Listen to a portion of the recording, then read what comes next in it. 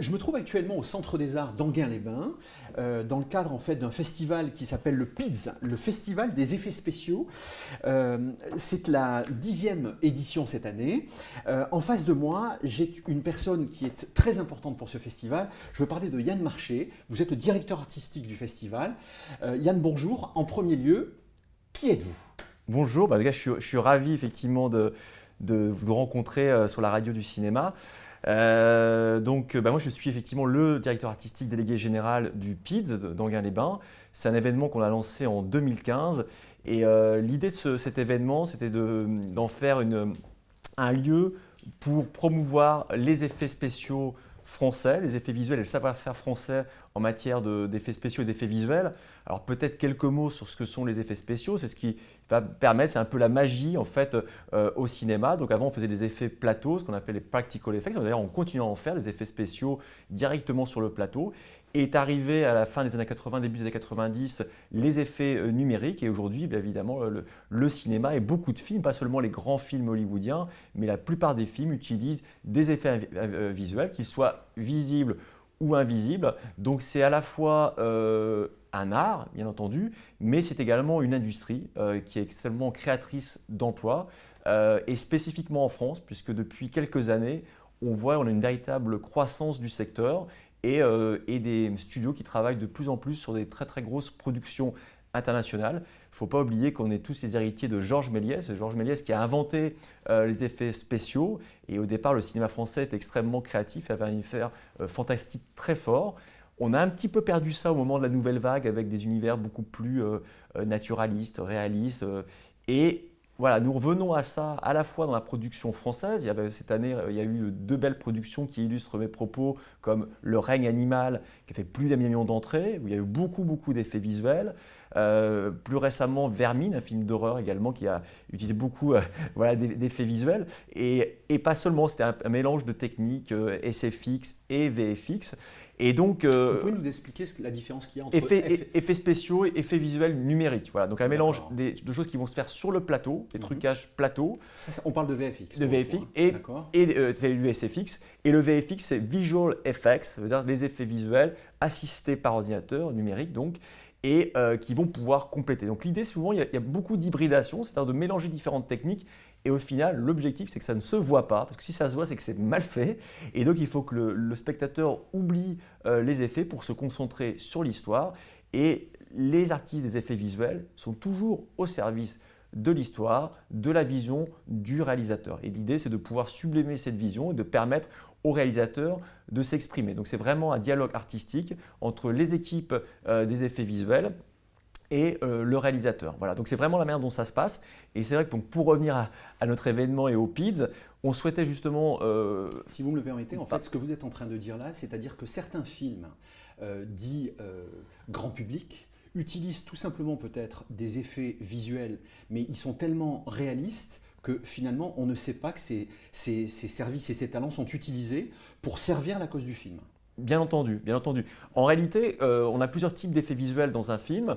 On va avoir des effets qui vont permettre par exemple d'effacer des câbles, du mobilier urbain qui n'est pas adapté à l'histoire. Donc on va avoir ce qu'on appelle des effets invisibles qui vont pouvoir réparer aussi des choses qui ont été réalisées en tournage, qui vont pouvoir avoir des ajouts d'éléments de décor. Tout d'un coup, on va pouvoir dire tiens, on aimerait que le château ait des extensions de décor, qu'il y ait une tour en plus, qu'il y ait un paysage, qu'il y ait des arbres, il manque des éléments, mais à la fin, on aura une image complète qui sera complètement réaliste. Et on a des effets évidemment plus sophistiqués, ce qu'on appelle les effets à univers, type Harry Potter, Le Seigneur des Anneaux, où dans ce cas-là, on va rentrer dans un univers complètement fantasmagorique où on va inventer des créatures, des environnements très spécifiques. Donc c'est vrai que la palette est extrêmement large et donc nous, ce qu'on voulait tout simplement quand on a lancé l'événement Enghien-les-Bains avec Dominique Rolland et le Centre des Arts, l'idée c'était de permettre d'offrir une vitrine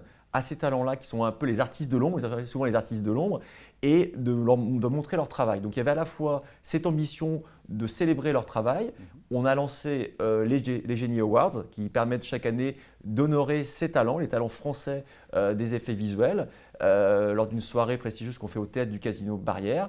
Et après, on a un volet professionnel. Pendant 3 jours, on a des conférences autour des grands enjeux qui soient à la fois créatifs, techniques, parce qu'on a beaucoup d'innovations. Il faut innover en permanence pour avancer et quelque part pousser les frontières de la création.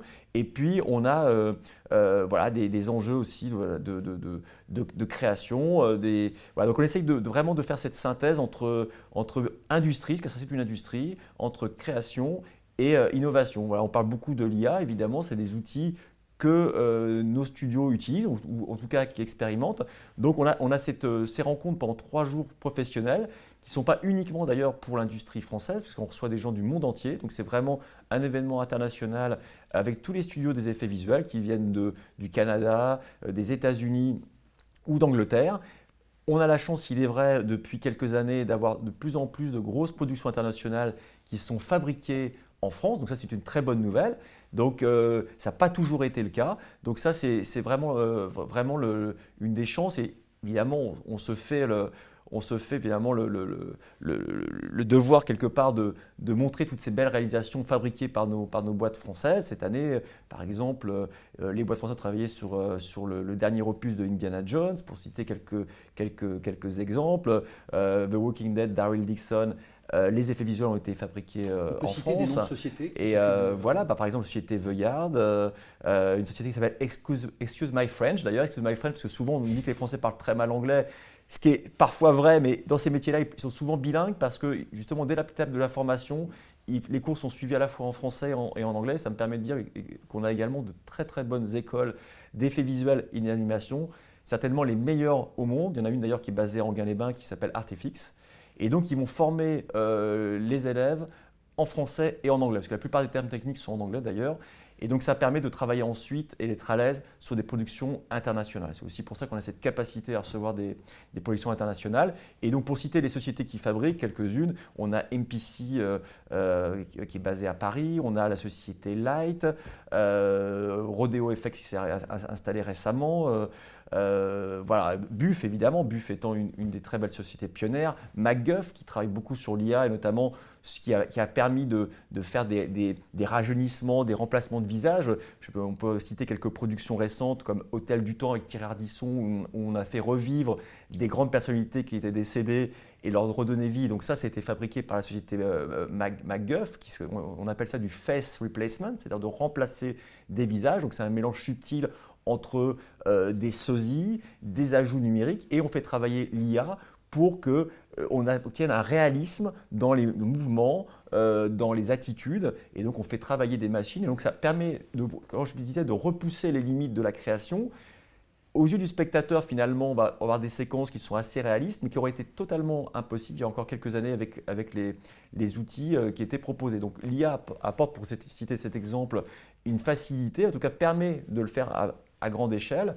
Ils l'ont fait également sur Lupin, où il y a beaucoup de déguisements, et également sur la série Tapis, où on voit justement Laurent Lafitte, à travers différents âges, représenter Bernard Tapie. Et donc, il y avait évidemment des effets de maquillage qui permettent d'avoir une mâchoire, par exemple, un petit peu plus importante. Et quand on vieillit, on change un petit peu, évidemment, de morphologie. Et pour pouvoir le faire de manière extrêmement naturelle et sur un grand nombre de plans, ça aurait été totalement impossible sans l'IA, où ça aurait coûté très cher. Et donc ça permet en fait de rendre les choses beaucoup plus naturelles, de les améliorer. Et donc c'est un ajout supplémentaire. Et donc à chaque fois, l'idée c'est d'utiliser des nouvelles techniques, des innovations, toujours au service de l'histoire et de la création. Merci pour étayer les propos de cette manière-là. Vous évoquez en fait le fait que les Français comptent dans cette corporation. Néanmoins, ce festival en fait convie aussi des films, des blockbusters américains. Est-ce que aujourd'hui, en fait, certains Français ont franchi le pas ou d'être recrutés par des grands studios américains? Vous avez peut-être des exemples à nous donner par rapport à ça? On en a un en particulier cette année, puisque notre génie d'honneur, c'est Guillaume Rocheron. Et donc, c'est vrai que chaque année, en fait, on décerne un prix, un Visionary Award à une grande personnalité du monde des effets visuels. Donc, on a eu la chance de recevoir les précédentes années des très grandes personnalités qui ont travaillé notamment sur les Star Wars, comme Dennis Muren, comme Phil Tippett, Joe Leterrier qui a travaillé sur Avatar avec James Cameron. Il continue d'ailleurs à travailler avec lui en ce moment sur les prochains épisode d'Avatar. Donc on a eu des très très grandes personnalités internationales. Et parmi ces grandes personnalités, on a Guillaume Rochon qui a débuté en fait en France, qui a été formé en France. Après, il a travaillé chez Buff. Et il est parti au milieu des années 2000, d'abord à Londres, puis à Los Angeles, pour travailler sur des grosses productions américaines. Et il est vrai qu'on a beaucoup de gens qui ont été formés en France, qui sont ensuite partis, soit en Angleterre, soit aux États-Unis ou au Canada, pour travailler sur ces grandes productions internationales. Donc pour vous donner un ordre d'idée, il y a encore quelques années, il y avait des écoles où près de la moitié de leurs étudiants partaient à l'étranger à la fin de leur cycle. Des écoles françaises du coup. Des écoles françaises. Et parce qu'ils avaient envie aussi de vivre l'expérience, de travailler sur de très grosses productions. Comme je disais, comme nos écoles sont extrêmement réputées, il y avait les studios d'effets visuels venaient les recruter très tôt, parfois même avant la fin de leurs études, avant qu'ils aient leur diplôme. D'ailleurs, chaque année, ça me permet de dire qu'on a un salon de recrutement au PIDS, la Job Fair, où les studios viennent recruter. Donc, ils recrutent à la fois des étudiants, mais également des profils déjà confirmés qui viennent pour chercher un boulot. Donc on a à la fois des boîtes françaises et étrangères. Et c'est vrai qu'il y avait un appel un petit peu de l'étranger parce qu'on avait le rêve de travailler sur une production Marvel, de travailler sur un Star Wars. Et donc il y avait ce rêve qu'on peut comprendre d'ailleurs, de partir ensuite à l'étranger. Donc certains ont une première expérience et reviennent ensuite en France. D'autres restent longtemps, comme c'est le cas de Guillaume, peut-être qu'il reviendra un jour en France. Mais ce qui change par contre depuis 2 ou 3 ans, et c'est vraiment un phénomène récent, c'est que on avait évidemment de temps à autre quelques productions internationales qui étaient fabriquées en France, comme la société Buff qui travaille depuis très longtemps avec Hollywood. Mais c'est vrai que c'était quand même quelque chose d'assez rare. Et c'est vrai que dès qu'on pouvait travailler sur des productions extrêmement ambitieuses, on partait souvent à l'étranger. Maintenant, on a cette capacité depuis 2 ou 3 ans en France d'avoir, et ça va s'accélérer, de plus en plus de grosses productions internationales. Et donc, on a à la fois des talents qui sont formés ici, qui restent, et on a des talents qui, eux, sont confirmés et qui sont extrêmement recherchés, qui se disent « Ah tiens, c'est peut-être le moment de revenir en France parce qu'on a des très beaux projets et ce qu'on n'avait pas il y a 10 ans, on les a. » Et puis on a aussi de temps en temps des belles productions françaises comme Les Trois Mousquetaires par exemple, où il y a des budgets importants, où il y a beaucoup d'effets visuels, Le Comte de Monte Cristo actuellement. Donc j'ai cité également Le règne animal. Alors, évidemment, on n'est pas sur des budgets de Marvel, mais ce que je veux dire, on est déjà sur des productions ambitieuses et avec aussi des challenges artistiques intéressants. Et donc c'est ce qui motive aussi les talents à rester en France. Il faut les projets et on est en train de les avoir. Alors, pour quelles raisons les projets internationaux viennent en France ces dernières années? Il y a 2 réponses. La première, évidemment, c'est qu'il y a un très bon crédit d'impôt international. Donc ça, il faut le dire, parce que le nerf de la guerre, c'est aussi l'argent dans cette industrie. On est aussi sur des très gros budgets.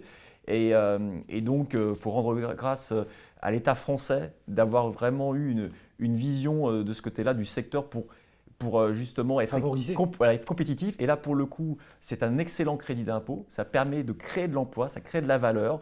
Et je pense qu'il n'y a pas tant de domaines actuellement en France où c'est le cas. Et aujourd'hui, on est dans une industrie qui crée de l'emploi, qui aussi permet d'avoir un rayonnement international. Car quand vous avez une production française, qu'elle soit pour les effets visuels ou un tournage en France, ça va permettre de faire rayonner le pays. Je donne juste un exemple, il n'y a pas d'effet visuel d'ailleurs dedans, enfin en tout cas fait en France, je veux dire, pardon, c'est Emily in Paris. Emily in Paris, aujourd'hui, il y a un impact énorme sur le tourisme.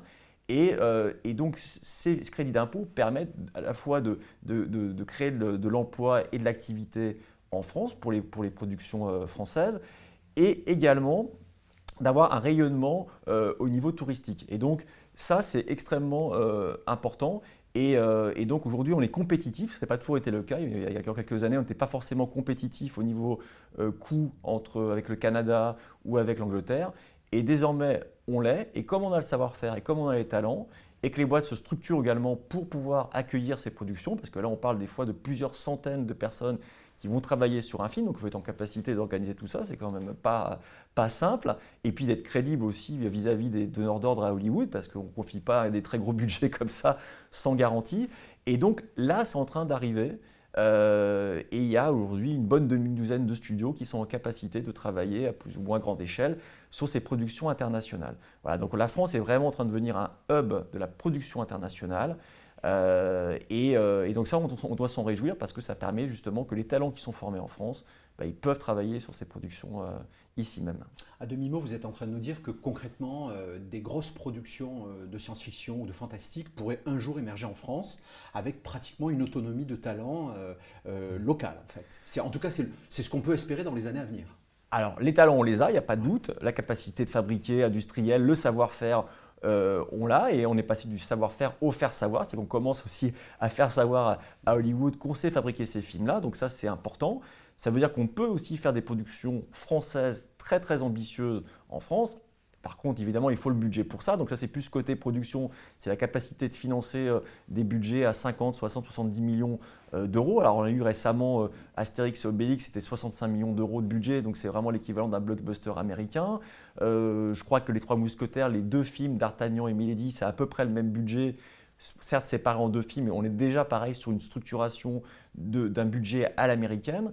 Donc, il y a des studios en France qui sont en capacité de produire ça. Il y en a évidemment pas autant qu'aux États-Unis, mais ça veut dire que demain, une très grosse production française peut évidemment se fabriquer en France. Il faut qu'elle soit par exemple construite pour atteindre ensuite le marché international. Donc ça, c'est plus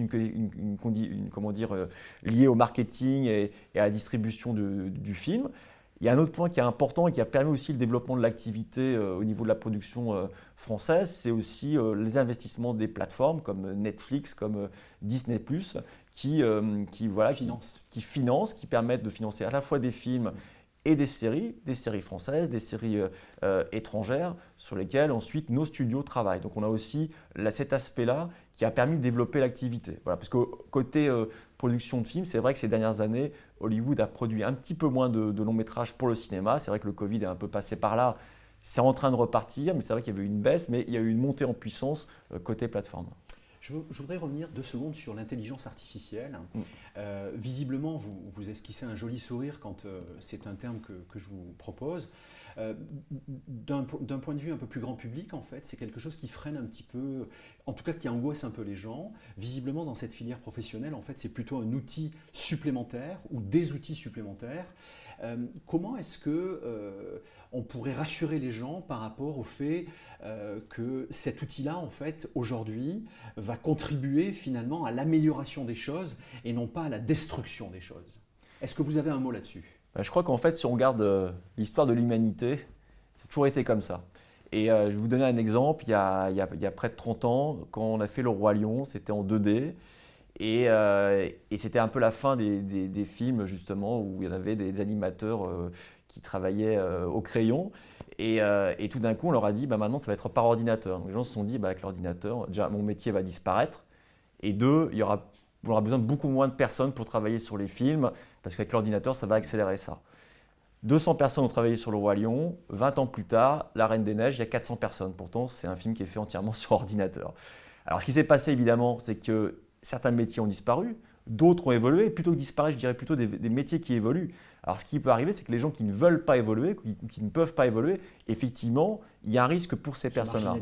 Mais je dirais que c'est valable dans plein d'industries et que finalement, à l'échelle sans remonter évidemment au temps préhistorique, mais c'est vrai que si on prend sur la révolution industrielle, les métiers ont en permanence évolué. Il y a eu avant, c'était le cas dans l'imprimerie, la peinture à la photographie, ensuite à l'image animée. Donc, en permanence, tous les 20-25 ans, il y a des révolutions. Alors, on va me dire que cette révolution de l'IA est peut-être plus forte que les précédentes disruptions, comme on dit. Ça reste à démontrer. Pour l'instant, il y a beaucoup, quelque part, de fantasmes.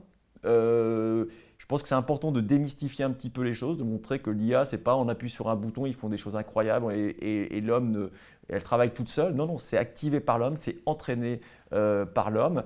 Et donc, il faut garder vraiment ça en tête. Et pour revenir sur nos métiers, aujourd'hui, l'IA va nous aider pour certaines tâches, pour les faciliter, pour aller un peu plus vite, va nous permettre, comme je disais tout à l'heure, de faire des choses qui n'étaient pas possibles jusqu'à présent.